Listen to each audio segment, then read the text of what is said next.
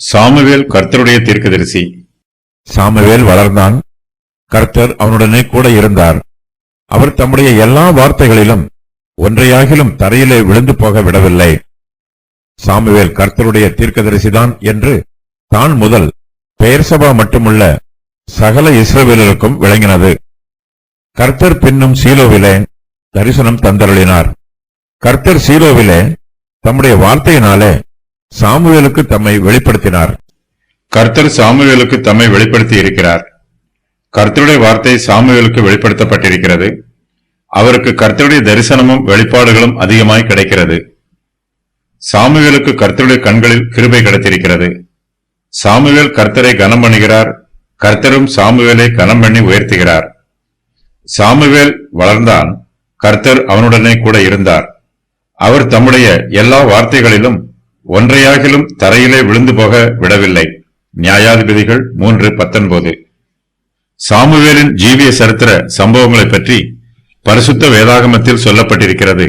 அவற்றின் விவரம் வருமாறு: சாமுவேலை பால் மறக்க பண்ணிய காலம். சாமுவேலை நசரேயனாக கர்த்தரிடத்தில் ஒப்புக் கொடுத்தது. சாமுவேல் கர்த்தருக்கு ஊழியம் செய்தார். சரீரத்திலும் ஆவியிலும் வளர்ச்சி பெற்றார். தேவனிடத்திலும் மனுஷரிடத்திலும் தயவு பெற்றார்.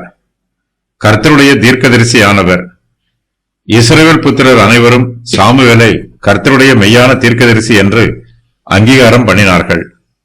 இஸ்ரவேலின் 16வது நியாயாதிபதி ஆனார். கர்த்தருடைய அற்புதங்களினால் இஸ்ரவேல் புத்திரரை பெலிஸ்தரிடமிருந்து ரட்சித்தார். இஸ்ரவேல் ராஜ்யத்தை ஆரம்பித்து வைத்தார். சவுலை புறக்கணித்து தாவீதை ராஜாவாக அபிஷேகம் பண்ணினார். தன் கடைசி நாட்களில் இஸ்ரவேலை நியாயம் விசாரித்தார். கர்த்தர் தன்னிடத்தில் ஏவிய வார்த்தைகளை மட்டுமே சாமுவேல் முன்னறிவித்தார். ஆகையினால் சாமுவேல் முன்னறிவித்த சம்பவங்கள் அனைத்தும் நிறைவேறிற்று. இஸ்ரவேல் புத்திரருக்கு நல்ல ஆலோசனைகளை கொடுத்தார். அவருடைய ஆலோசனைகள் எல்லாம் தேவனிடமிருந்து வந்ததாக இஸ்ரவேல் புத்திரர்கள் அவற்றை அங்கீகரித்து ஏற்றுக்கொண்டார்கள். ஏலிக்கும் மற்ற ஆசாரியருக்கும் பதிலாக கர்த்தர் சாமுவேலை தெரிந்து கொண்டார் என்பது சகல இஸ்ரவேலருக்கும் தெரிந்திருக்கிறது. ஏலியின் வீட்டாரில் எந்த ஒரு ஆசாரியனும் இனிமேல் இஸ்ரவேலை நியாயாதிபதியாகவோ ராஜாவாகவோ ஆளுகை செய்ய போவதில்லை. ஏலியின் குடும்பத்தில் மீதமுள்ளவர்கள் அனைவரும் சாமுவேலுக்கு கீழ் இருந்தார்கள். ஏலியின் குடும்பத்தார் முழுவதுமாக அழிக்கப்படும் வரையிலும் அவர்கள் ராஜாக்களுக்கு கீழ் இருந்தார்கள். இஸ்ரவேல் புத்திரர்கள் கர்த்தருடைய ஆலோசனையை ஏலியின் குடும்பத்தாரிடம் கேட்டதற்கு பதிலாக சாமுவேலிடமே கேட்டார்கள். சாமுவேல் தீர்க்கதரிசிகளில் முதலானவர் என்றும் நியாயாதிபதிகளில் கடைசியானவர் என்றும் சிலர் கூறுகிறார்கள். ஆனால் இந்த வாக்கியம் ஓரளவு மட்டுமே உண்மையானது.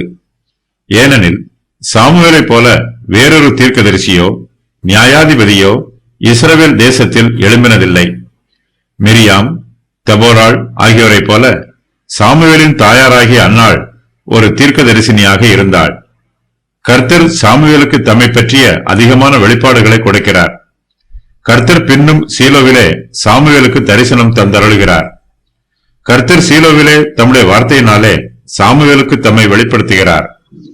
கர்த்தர் பின்னும் சீலோவிலே தரிசனம் தந்தருளினார் என்பது கர்த்தர் சாமுவேலுக்கு சீலோவிலே 2ஆம் முறையாக தரிசனம் தந்தருளின சம்பவமாகும்.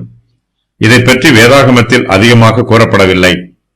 தம்முடைய வார்த்தையினாலே சாமுவேலுக்கு தம்மை வெளிப்படுத்தினார் என்னும் வாக்கியத்திற்கு தீர்க்க தரிசனத்தின் ஆவியினாலே கர்த்தர் தம்மை சாமுவேலுக்கு வெளிப்படுத்தினார் என்று பொருள்.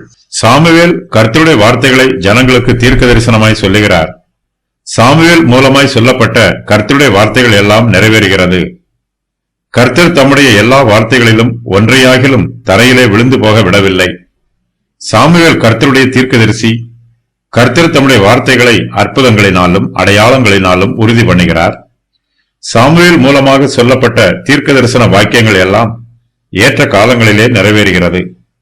சாமுவேல் சரீர பிரகாரமாக வளர்ச்சி பெறுகிறார். அவர் தன்னுடைய ஆவிக்குரிய ஜீவியத்திலும் வளர்ச்சி பெறுகிறார். தன்னுடைய காலத்தில் இருந்த ஜனங்களுக்கு சாமுவேல் கர்த்தருடைய ஊழியத்தை செய்கிறார். அவர் கர்த்தருக்கு பிரியமுள்ளவராகவும் பிரயோஜனமுள்ளவராகவும் இருக்கிறார். சாமுவேல் சிறு பிள்ளையாக இருக்கும் போதே நற்குணங்களோடு இருந்தவர். அவர் இப்போது வளர்ந்து பெரியவரான பின்பு நற்கிரியைகளை செய்கிறார். நற்குணங்களில் வளர்க்கப்பட்ட பிள்ளைகள் பிற்காலங்களில் நற்கிரியைகளை செய்வார்கள்.